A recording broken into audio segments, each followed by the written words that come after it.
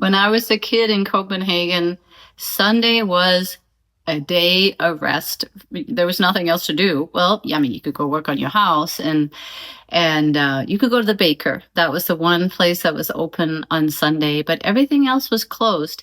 And when you woke up in the morning on Sunday, you could feel it. Even if we didn't even live in the city, but you could still just feel the stillness in the atmosphere around you. And in the United States, the only time that I think I've felt that is, well, during COVID, but also during like Christmas or Easter when things are closed. And it's interesting because you think you could just ignore the hustle and bustle around you. But on some level, I think it revs us up when there's busyness, commerce, jetting around, stressing, achieving, selling, buying. And to take a break from that once a week is amazing. And so many spiritual traditions have that advice that you be still, know that I am, take some time off, take a day for contemplation. And, there's different practices around that.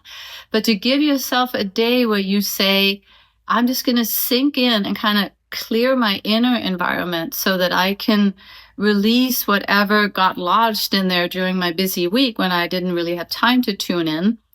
And then tune in and open up that space. You could say the inner cathedral, the inner temple opens up. And then you have the capacity to connect with the inner kingdom, which is God within, the divine within, your higher self voice within. And it seems like, I don't have time for that. But in reality, when you do it and you have that channel of your own higher self open, all of a sudden creativity flows and things that you needed to get done that seemed hard, solutions just fall into place. And even in the external world, it seems like things start to flow and the right thing opens up. And then this person says this and that joins with that. And those kind of flow things start to happen when you are inwardly in more of a flow place with your own higher self, higher consciousness, that the part of us that each of us is connected to the oneness on some level. And I think it's crucial that we each, especially in these kind of dark and dire times, find a way to connect to the mothership.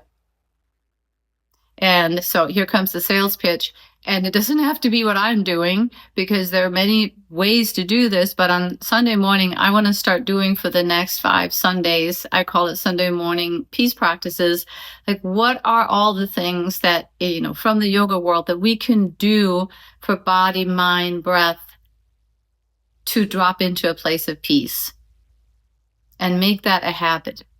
And my real goal with teaching this is that it doesn't just become something you come and do with me, but that it becomes something that you start to do more of on your own.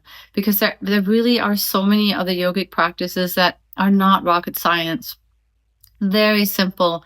My son went to a school where one of his teachers did mindfulness with them for, all of 5 minutes at the beginning of class. And he said that class felt so different. Like, just to drop in and make that connection before you want to learn something or create something is so important, and yet so much easier to do in a group. And that's something else I've noticed in the classes that I teach, that people have a hard time going home and doing the meditation practices that we work with. But in a group, it feels like everybody's like flying. It's easy. And I think there's this field of presence that you create together when you come together as a group, and you strengthen that capacity to land inside yourself and not be off in like the spinning mind. And you feel kind of held by that.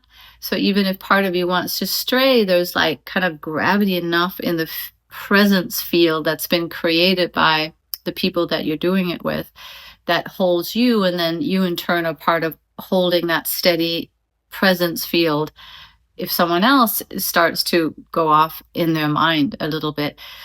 And imagine if more and more people on the earth became more present to their own higher selves. There's just so many atrocities that are happening in the world that could not happen if each individual involved in that was fully aligned with their higher self, I would assert. So an important contribution to world peace is that we start to connect to the higher self, the peaceful channel, the now channel, the presence, the love channel, so that when we're in that channel, it's contagious, right? Then we lend that presence to someone else that we either witness or hold in some way, and then they drop more in, because we all have that capacity. I've seen it, even with pretty strung out drug addicts for 5 years I taught at rehab centers. And even with people in that situation that are medicated and have been through a lot in their lives, when you sit together in a group with meditation, it's like right there. I've seen it even with like Alzheimer patients as well, that, while something is not quite functioning and it's like the spirit is not quite fully aligned with the body anymore, but in the strength of the group together, everyone comes in and you're like, wow, there she is again. So I think that is really crucial for our own happiness, really, for thriving, and then in the wider world for all of us to heal and get through all of these contentions that we feel so powerless in the face of, because it's like over there. Well, I mean, it was just in Minnesota, but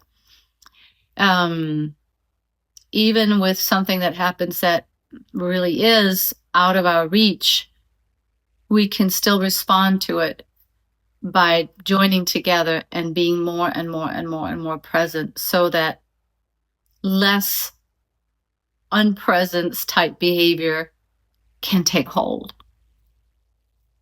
What do you think? How do you see this?